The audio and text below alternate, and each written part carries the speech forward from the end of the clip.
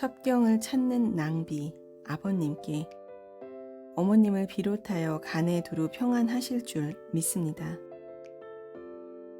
저는 이달부터 행장급수가 2급으로 진급되어 서신과 친견이 매월 4회씩 허용됩니다. 자주 편지 드리겠습니다. 의병 관계 문헌의 번역을 도운다면서 겨우 저희 한문 공부나 하고 있는 정도입니다만 의병 일기 속에는 많은 사람들과 그들의 생활이 서술되고 있어서 여태껏 추상적으로 이해해온 의병에 대한 그 관념성이 제거되고 마치 당시를 방문하여 그들을 만나고 온 듯한 현장성을 얻게 됩니다. 만약 역사 현상이 화석처럼 그 생명력이 고갈된 몇 조의 관념으로서 받아들여진다면 역사는 박제처럼 외형만 남겠다는 생각을 금할 수 없습니다. 맹자는 정독해 보려고 합니다. 논어보다 작문이라 물리를 띄우는 게 더 낫다고 들었습니다. 저는 고전 해독에 우선 한자의 어휘가 달리기도 합니다만 자훈의 다기함에 더 애를 먹습니다. 물론 독해의 절대량이 많아지면 지금 느끼고 있는 애로들 중에 상당한 부분이 해소될 수 있으리라고 믿습니다. 그저 우직하게 외골수로 읽어 나가는 것만 못할 줄 알고 있으면서도 무슨 편법이나 첩경이 없나 자주 살피게 됩니다. 이것은 관심의 낭비가 아닐 수 없습니다. 5월 창밖에 몇 점 실록에 이따금 피곤한 시선을 기대어 쉬곤 합니다. 1977년 4월 27일 우공이 산을 옮기듯 아버님께 7월 9일부 하서와 오송해 주신 안경 잘 받았습니다. 도수와 크기도 꼭 맞습니다. 약한 돋보기 안경은 40대에 쓰는 것이라 하여 흔히 40경이라고 한다는 말을 듣고 저는 저에게 40경을 보내주시는 아버님의 심정이 어떠하셨을까 생각해 봅니다. 안경알을 닦을 때 거기 어른거리는 얼굴을 만나게 됩니다. 40을 부록이라 합니까? 오늘은 주역을 보다가 슬며시 치기가 동하여 국어 사전의 페이지를 기초 삼아 이 위화의 점괘를 얻었습니다. 상전의 시의 축빈 우길랴라 하여 암소처럼 유화해야 길하다고 했습니다. 주역의 괴사 효사가 어느 것 하나 이혈령 비혈령 아닌 것이 있겠습니까만 동양 사상을 서양의 그것과 구별케 하는 것 중 하나가 바로 이 유를 강보다 선호하는 태도, 이를테면 우공이 산과 같이 우매할 정도의 굉원한 기량이 그런 것이 아닐지 모르겠습니다. 저희들이 있는 거실 바로 창 바깥에 100여 분의 국화장이 있습니다. 개화불병 백화총, 독립소리의 무궁, 영위지두 포향사, 하증취타 북풍중. 봄, 여름 내내 눈 감고 있다가 더디 상강해야 꽃을 피우는 국화는 고인의 말처럼 은자임에 틀림없습니다. 땡볕에서 밀짚 모자 하나로 꽃 가꾸기의 정성인 원예부의 일손을 보고 있노라면 수유리로 이사오던 누님이 생각납니다. 새가에 들면서도 먼저 화초부터 심고 가꾸던 누님의 마음씨, 그 화분 같은 마음 속에서 꽃처럼 자라던 꼬마들이 생각납니다. 1977년 7월 18일 짧은 1년 긴 하루 아버님께 제가 편지를 올린 바로 그날 아버님의 하서 2통을 함께 받았습니다. 아버님의 태백산 등반기를 읽고 저희들은 아버님의 등산 실력에 경탄을 금치 못하였습니다. 해발 1546m의 망경봉을 4시간의 야간 등반으로 오르셨다니 놀라지 않을 수 없습니다.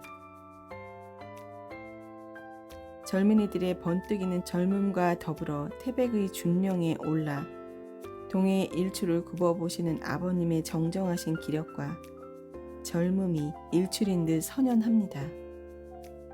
이곳이 저희들은 호연한 등반과는 대조적으로 열리지 않는 방형의 작은 공간 속에서 내밀한 사색과 성찰의 깊은 계곡에 침좌하고 있는 투입니다.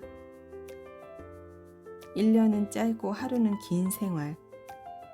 그렇게 힘들게 살아온 나날도 돌이켜보면 몇 년 전이 바로 엊그제같이 허전할 뿐 무엇 하나 담긴 것이 없는 생활. 소나기에 주면 한 줌도 안 되는 솜사탕 부푼 구름같이 생각하면 약소하기 짝이 없는 생활입니다.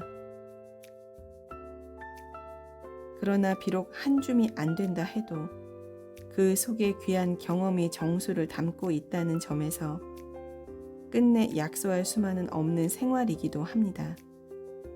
그 속엔 우선 타인에 대한 이해가 담겨 있습니다. 우리는 거기에가 타인의 실수에 대해서는 냉정한 반면 자신의 실수에 대하여는 무척 관대한 것이 사실입니다.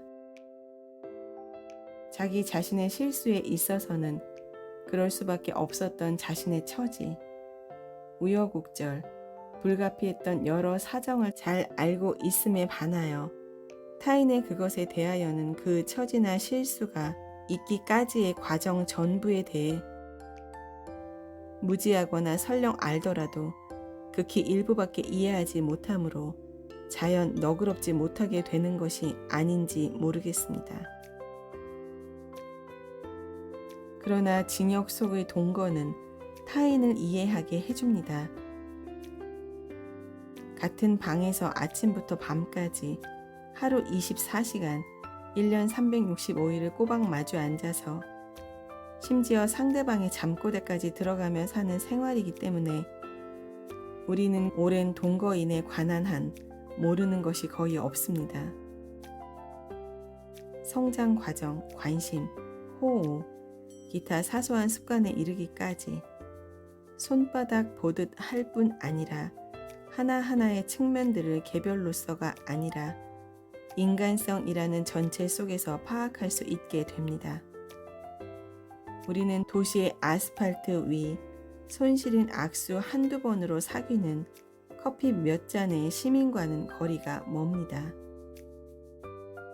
우리는 오랜 시간과 노력으로 모든 것을 열어놓은 자기 속으로 타인을 받아들이고 모든 것이 열려있는 타인의 내부로 들어갈 수 있습니다. 타인을 자신만큼 알기에 이릅니다. 우리는 타인에게서 자기와 많은 공통점에도 불구하고 아직도 남은 차이를 이해하게 됩니다.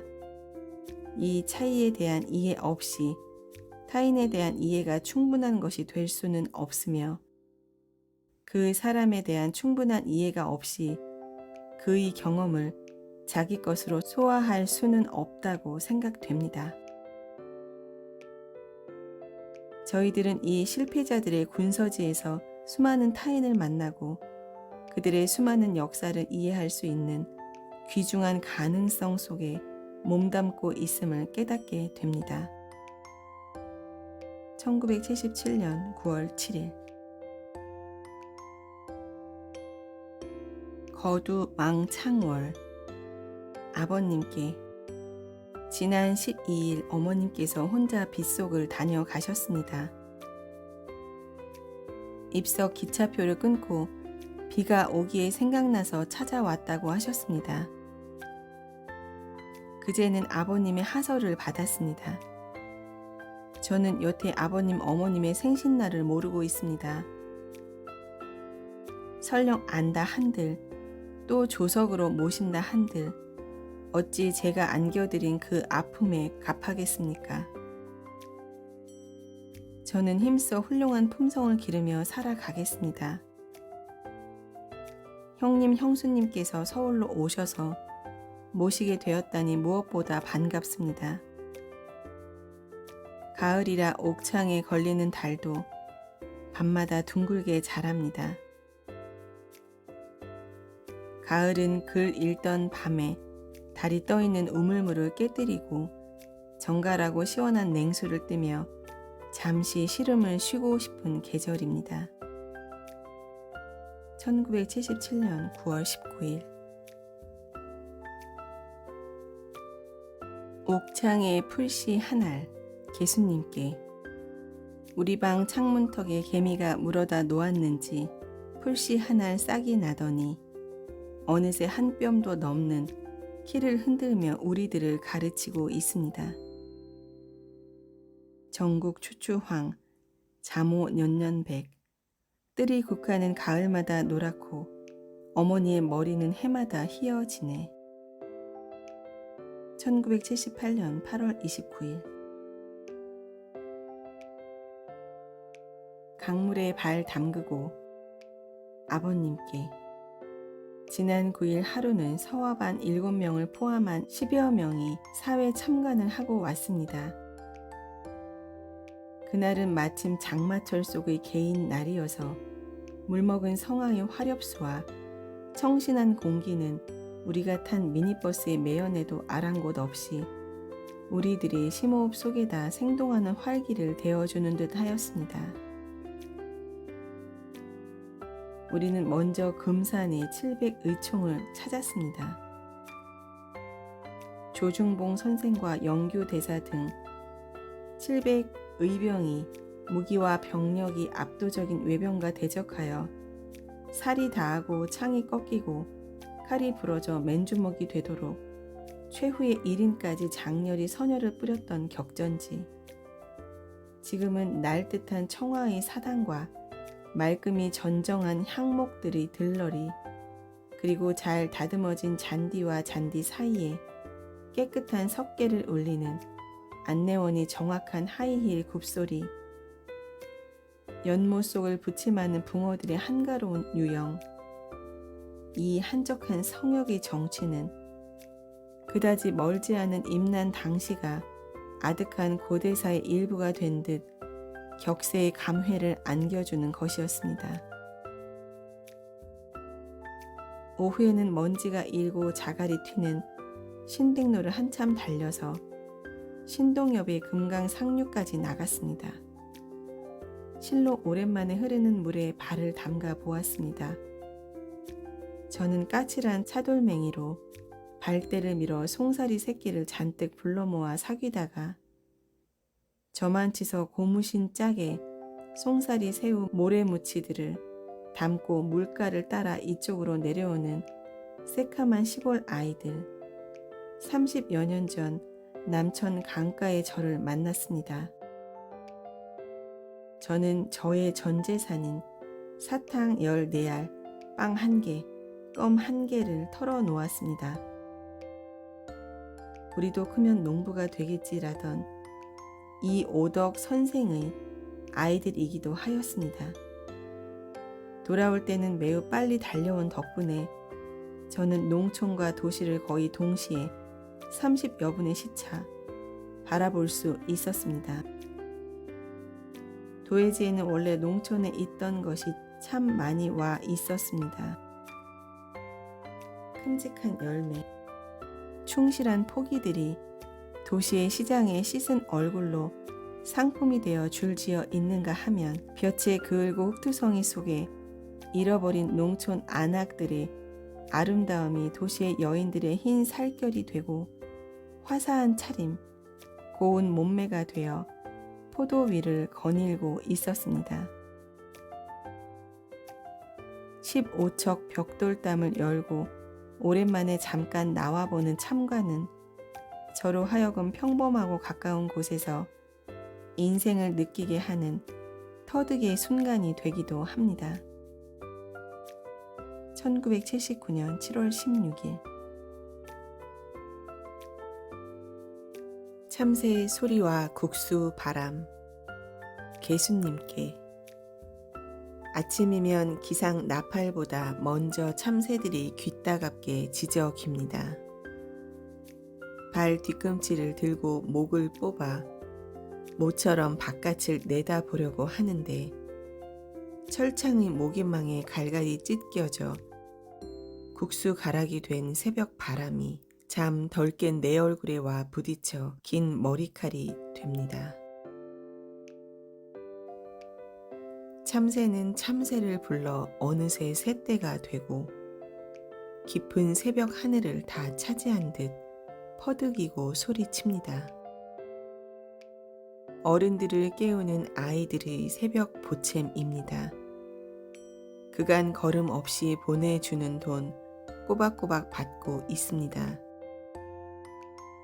돈은 영치 되고 내가 손에 받은 것은 대개 빈 봉투지만 빈 봉투 속에도 참 많은 내용이 담겨 있음을 발견합니다.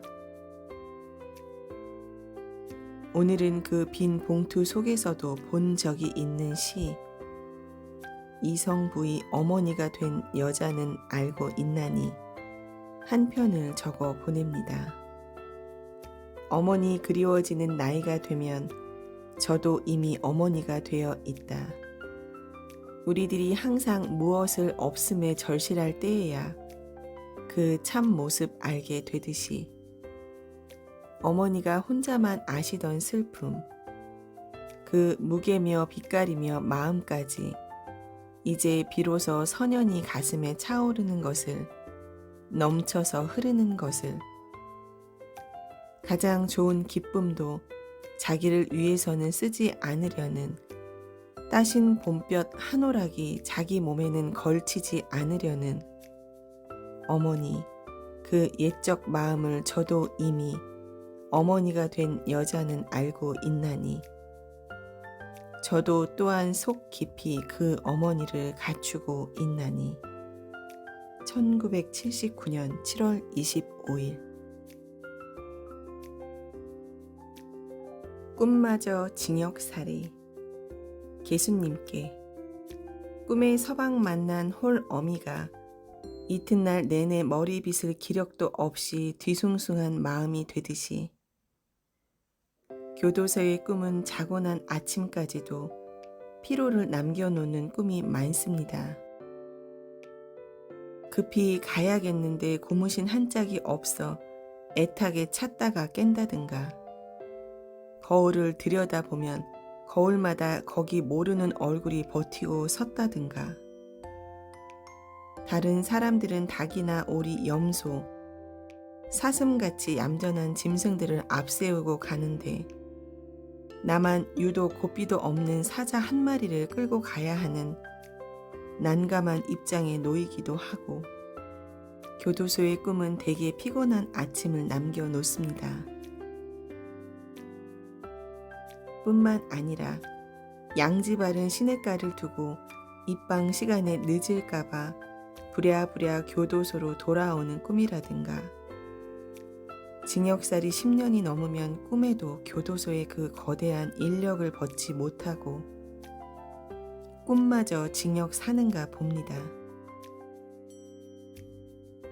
우리는 먼저 꿈에서부터 출소해야 하는 이중의 벽 속에 있는 셈이 됩니다. 겨울밤 단 한 명의 거지가 떨고 있다고 할지라도 우리에겐 행복한 밤잠의 권리는 없다던 친구의 글귀를 생각합니다. 우리들의 불행이란 그 양의 대부분이 가까운 사람들의 아픔으로 이루어져 있는 것이라 믿습니다. 함께 계신 분들의 건강을 빕니다. 1980년 2월 27일. 어머님 앞에서는 어머님께. 어제는 무사히 귀경하셨을 줄 믿습니다. 어머님께서 손수 장만하신 점심을 먹어서 그런지 오랫동안 잊고 있었던 옛날 일들이 되살아나는 듯 합니다. 어머님 앞에서는 모든 아들들이 항상 어린 마음이 되게 마련인가 봅니다. 어머님을 뵙고 난 어젯밤에는 터무니없는 생각이 들기도 하였습니다.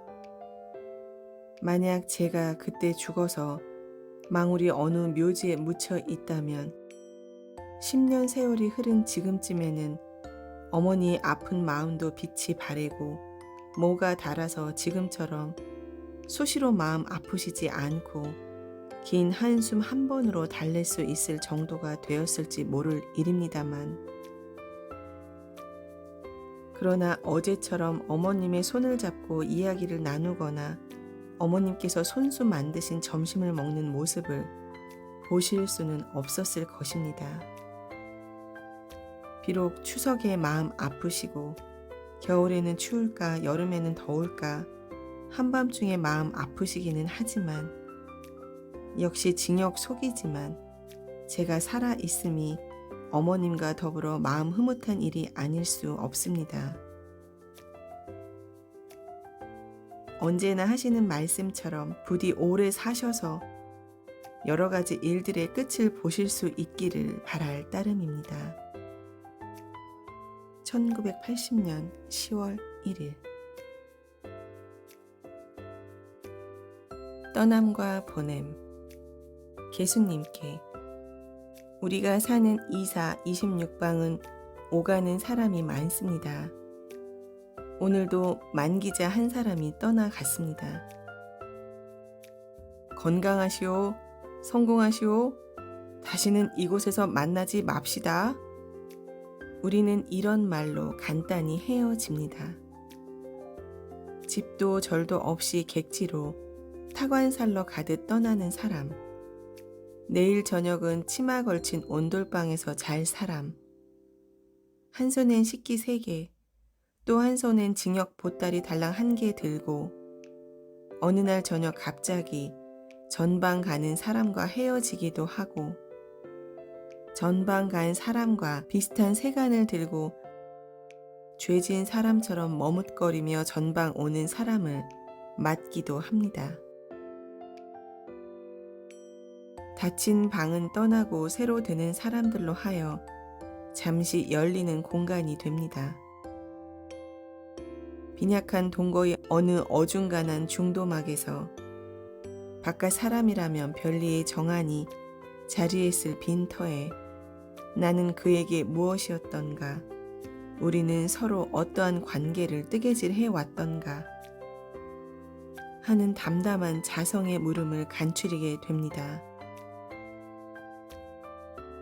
슬픔에 커진 눈으로, 궁핍의 솟은 어깨로, 때로는 욕탕의 적나라 함으로, 때로는 멀쩡하게 발톱 숨긴 저희로 한 몸 인생이 무거워 짐 추스리며 몸 부대끼며 살아온 이 팔레트 위의 우연 같은 혼거 속에서 우리는 서로에게 과연 무엇이 되어서 헤어지는지, 숱한 사연과 곡절로 점철된 내밀한 인생을 모른 채 단 하나의 상처에만 렌즈를 고정하여 줄곧 국부만을 확대하는 추나적 발상이 어안처럼 우리를 왜곡하지만 수많은 봉별을 담담히 겪어오는 동안 우리는 각자의 인생에서 파는 한 덩이 묵직한 체험을 함께 나누는 견실함을 신뢰하며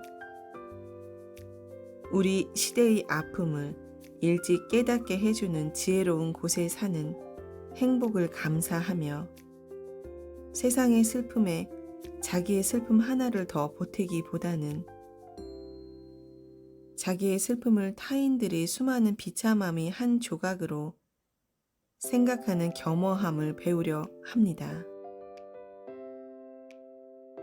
다시 만나지 말자며 묵은 사람이 떠나고 나면 자기의 인생에서 파낸 한 덩이 체험을 등에 지고 새 사람이 문을 열고 들어옵니다. 나의 친구들이 죽어서 나는 다른 친구를 사귀었노라 용서를 바란다. 모블랑의 시는 차라리 질긴 슬픔입니다. 벌써 11월 중순, 바람과 함께 창 옆에 서면 저만치 높은 전신주가 겨울을 부르고 있습니다. 1980년 11월 10일 아버님의 저서 사명당 실기를 읽고 아버님께 10월 21일부 하서와 책 잘 받았습니다. 아직 완독하지 못하였습니다만 한자 한자에 배어 있는 아버님의 생각과 수택을 읽어 가노라면 어느덧 아버님과 한 이불 속에 누운 듯 아버님을 무척 가까이 느끼게 됩니다. 옛것을 온하고 그 위에 다시 새 것을 더한 아버님의 문체는 그 내용과 혼연한 덩어리를 이루어 쉽고 여실한 이해를 돕기까지 합니다. 인쇄에 넘기기 전에 제가 한번 원고를 읽었으면 더러 고칠 곳도 있으려니 하였던 생각이 무척 외람된 것이었음을 깨닫게 됩니다. 주관적 견해가 억제되고 사료 중심의 객관적 시각이 시종 견지되고 있습니다. 처음에는 필자의 주장이나 견해가 지나치게 배제됨으로써 장절의 여러 부분이 다소 산이란 느낌을 받았습니다만 사실의 선택적 제시로서 그것을 대신하는 완곡한 배려는 훨씬 설득력 있는 주장임을 알겠습니다. 시대순에 따른 종족 접근을 경으로 삼고 사상, 인간, 시문, 교우 등 광범한 횡적 분석을 위로 삼아 엮어가는 전개 구조는 한 개인의 연구를 통하여 그 시대와 사회를 투영하는 매우 효과적인 구상이라 생각됩니다. 임진난이 상고에 특별한 역점을 두심으로써 일제 신민사관의 잔재를 청산하지 못하고 있는 오늘의 현실을 강하게 조명하고자 하신 아버님의 의도적 노력은 대개의 역사 연구가 빠지기 쉬운 현실 도피, 과거 속으로의 도피를 튼튼히 막아주고 있습니다. 수집 정리하신 방대한 자료와 주석은 저의 이해가 미치지 못하는 전문적인 것이어서 뭐라 말씀드릴 수 없습니다. 다만 자료의 평가에 있어서 아버님께서 지적하신 바와 같이 문자로서 남은 기록의 한계와 기록의 담당, 계층 여하에 따른 자료의 자의성은 특히 주목되어야 하리라 생각됩니다. 수많은 시구의 번역에서는 물론이며 달아나는 적을 쫓아 남으로 어려운 일이 있으면 불러야 하는 사명대사 등의 쉽게 풀어쓴 절목문에서도 아버님의 풍부한 시정이 은근히 숨어 있음을 느낄 수 있습니다. 책 읽다 말고 문득문득 책의 무게를 가늠해 보며 아버님의 수고를 상상해 봅니다.